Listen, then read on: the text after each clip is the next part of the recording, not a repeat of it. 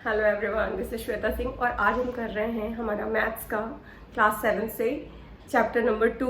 It's exercise number 2.2 और उसका हम करते हैं नेक्स्ट क्वेश्चन नंबर 1 हम कर चुके थे। अब उसका नेक्स्ट पार्ट कर रहे हैं question number 2 decimal and fraction से।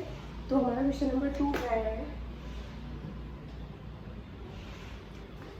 ए से सी तक के चित्र को निम्नलिखित में से कौन दर्शाता है। ए बी सी, तीन चित्र दिए हुए हैं, मतलब कि तीन पिक्चर्स दी हुई हैं ए पार्ट, बी एंड सी में, और उसके लिए कुछ यहाँ पे फ्रैक्शंस लिखे हुए हैं 1 2 3 3 फ्रैक्शंस लिखे हुए हैं और हमारे पास तीन पिक्चर्स दी हुई हैं और ये पूछ रहा है कि किस फ्रैक्शन को कौन सी पिक्चर डिपिक्ट करती है या फिर दर्शाती है। ठीक है, तो चलिए हम इसको सॉल्व करते हैं और मैच करते हैं कि कौन सी पिक्चर किस फ्रैक्शन के साथ मैच कर रही है। ठीक है, हम मूव करते हैं हमारे फर्स्ट पार्ट पे। फर्स्ट है हमारा 3 multiplied by 1/5 is equal to 3/5। ठीक है, हम इसको ऐसे लिख सकते हैं क्योंकि 3 का मल्टीप्लीकेशन हो रहा है किसके साथ, 1 के साथ, तो 3 1 सा 3 डिवाइडेड बाई 5, तो हम इसको 3/5 लिख सकते हैं। क्योंकि या तो हम इसको नहीं समझ आता है तो हम क्या कर लेते हैं, इसको हम 3/1 लिख लेते हैं, तो न्यूमरेटर का गुणा न्यूमरेटर के साथ और डिनोमिनेटर का डिनोमिनेटर के साथ। तो 3 multiplied by 1 is equal to 3 1 सा 3 एंड 5 मल्टीप्लाइड बाई 1 के साथ 5 1 सा 5, जिसको हम 3/5 के साथ लिख सकते हैं। ठीक है, अब हम देखते हैं पिक्चर्स की बात करते हैं। इस फ्रैक्शन में है 1/5। ठीक है, तो हमें सबसे पहले चेक करना है कि पिक्चर ए बी सी में से कौन सा ऐसा पिक्चर है जिसके हमने टोटल कितने पार्ट्स बनाए हैं, 5 पार्ट। ठीक है, तो अब हम देखते हैं यहाँ पे टोटल कितने पार्ट है, 1 2 3। इस सर्कल के अंदर कितने पार्ट है, 1 2 3। इस ट्रायंगल को कितने पार्ट में डिवाइड किया है, 1 2 3 and 4। We have seen 4 triangles, 1 2 3 4 1 2 3 4 1 2 3 4 1 2 3 4। ठीक है, every triangle has 4 triangles inside it. Okay, तो इसके 4 पार्ट है, तो यहाँ तो हमें 5 चाहिए है, और इसके 3 पार्ट्स है तो हमें यहाँ 5 चाहिए। तो हम अब ये वाले अपनी सी पिक्चर को चेक करते हैं। तो सी में क्या है, कितने पार्ट है, 1 2 3 4 and 5। In C picture we have how many parts, in this picture in one rectangle we have 5 small rectangles. ठीक है, तो हमारा ये जो है 1/5 फ्रैक्शन किसको दर्शा रहा है, 1/5 पिक्चर नंबर सी को दर्शा रहा है। कैसे कर रहा है, क्योंकि देखिए यहाँ पे टोटल नंबर ऑफ पिक्चर्स कितने हैं, total number of small rectangles कितने हैं, 1 2 3 4 5। तो टोटल नंबर ऑफ रेक्टेंगल्स जितने होते हैं हम कहाँ लिखते हैं, नीचे डिनोमिनेटर में, तो 5 आ जाएगा। इसका जितना पोर्शन या जितना पार्ट शेडेड होता है उसको हम कहाँ लिखते हैं, ऊपर। तो कितने पार्ट शेडेड है, 1 पार्ट इज शेडेड, तो 1 कहाँ आ जाएगा, ऊपर न्यूमरेटर में। तो हम इस पिक्चर को कैसे दर्शा सकते हैं, फ्रैक्शन के फॉर्म में, 1/5। In the same pattern we have 5 small rectangles inside a big rectangle, 1 2 3 4 and 5, total 5 parts. It comes down in the denominator and 1 part is shaded, it comes up in the numerator.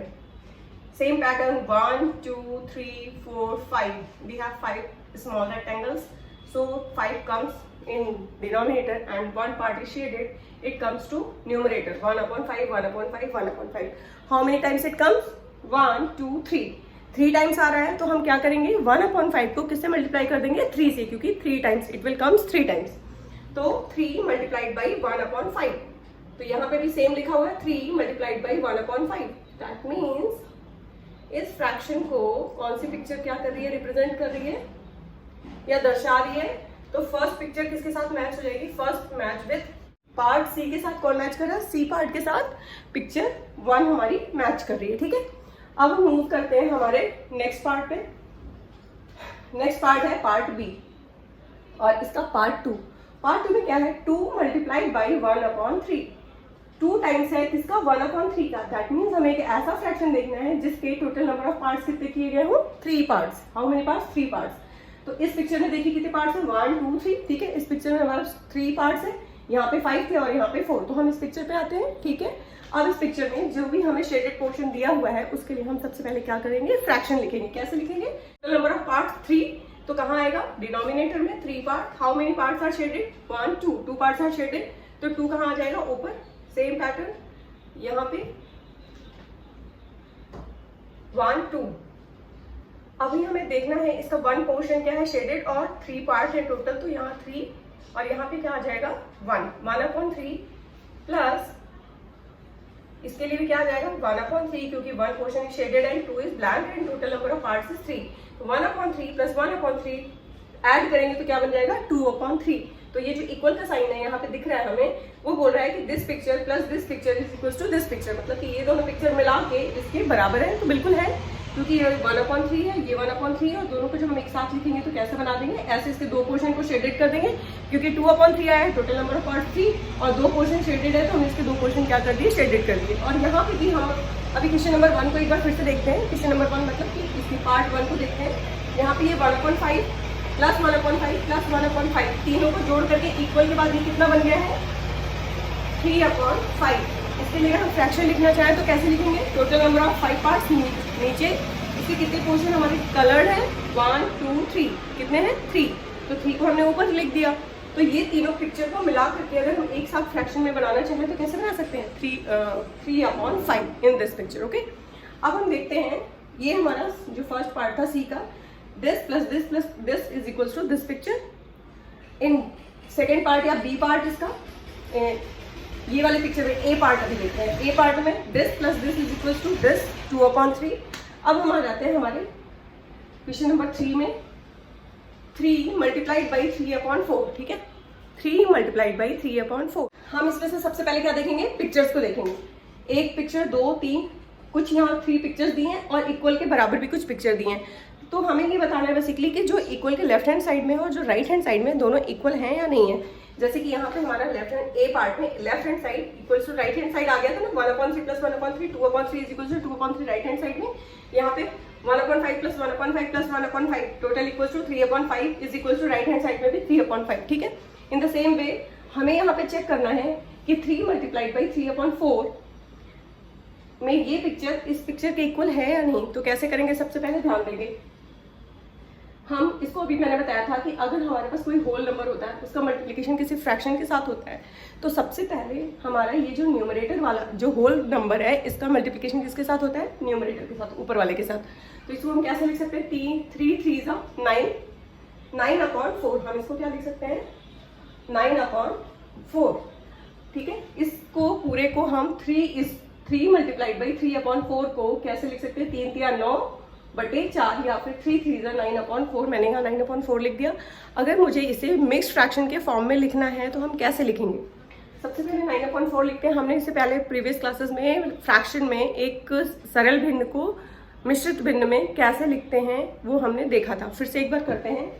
ये है हमारा simple fraction, इसको किस में convert करना है, mixed fraction में। तो क्या करेंगे, सबसे पहले जो डिनोमिनेटर में पार्ट होता है उससे हम इसको डिवाइड करते हैं, और जो डिनोमिनेटर है वो हमेशा डिनोमिनेटर में ही रहेगा, जो लिखने का तरीका है, ठीक है।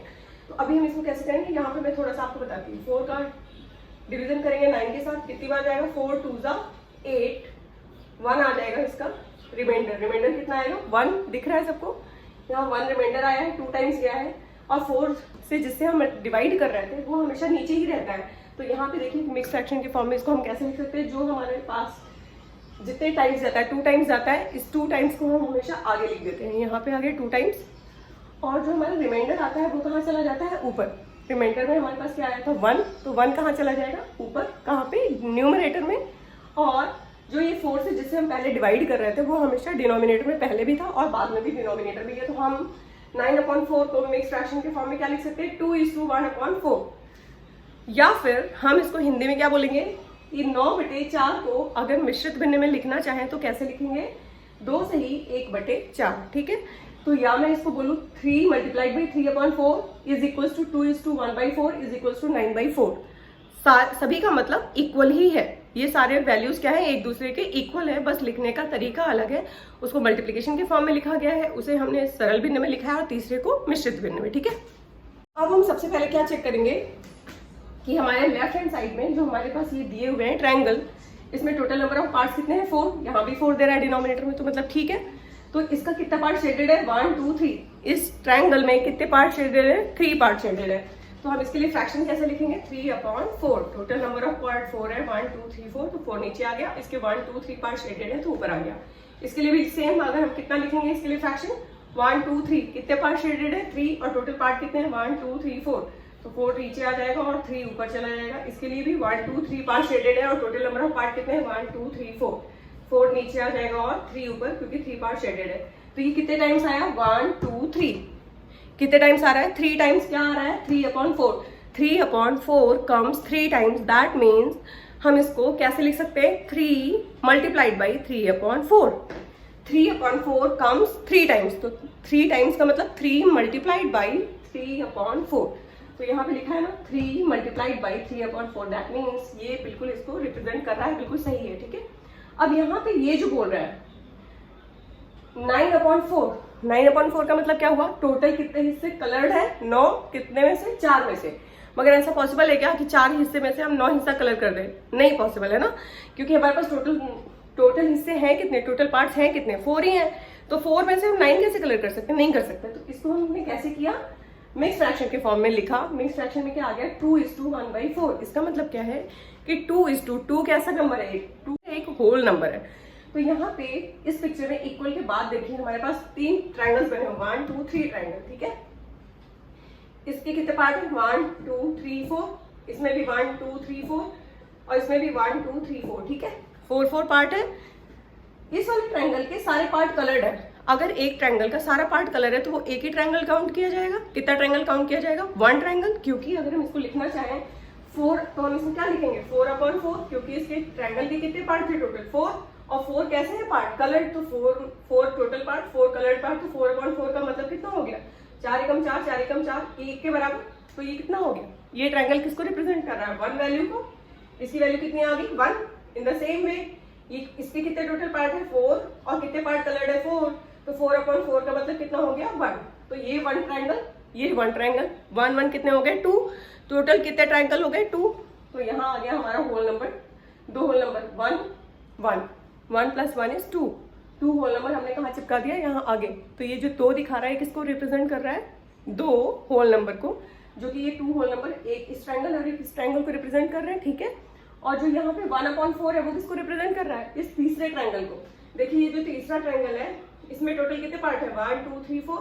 तो 4 नीचे आ जाएगा और इसका कितना पोर्शन कलर्ड है? 1 पार्ट। 1 पार्ट इज कलर्ड, तो वो 1 कहाँ आ जाएगा? ऊपर, ठीक है। तो हम इसको कैसे रिप्रेजेंट कर सकते हैं? 1 + 1, 2:2 1/4, 2:1/4, ठीक है। तो ये इसके इक्वल है, बिकॉज 9/4 इज इक्वल, तो हम 2:1/4 के भी फॉर्म में लिख सकते हैं। आई होप कि आपको ये सब कुछ समझ आ रहा होगा, क्योंकि मैंने बहुत मेहनत से आपको ये सब कुछ समझाने की कोशिश तो की है। कंफ्यूजन लग रही है या समझ नहीं आ रहा तो आप वीडियो को रिपीट करके देखें, आपको बिल्कुल समझ आएगा। और अगर फिर भी कुछ कंफ्यूजन होती है तो just ask me in comment box. Thank you for watching my video.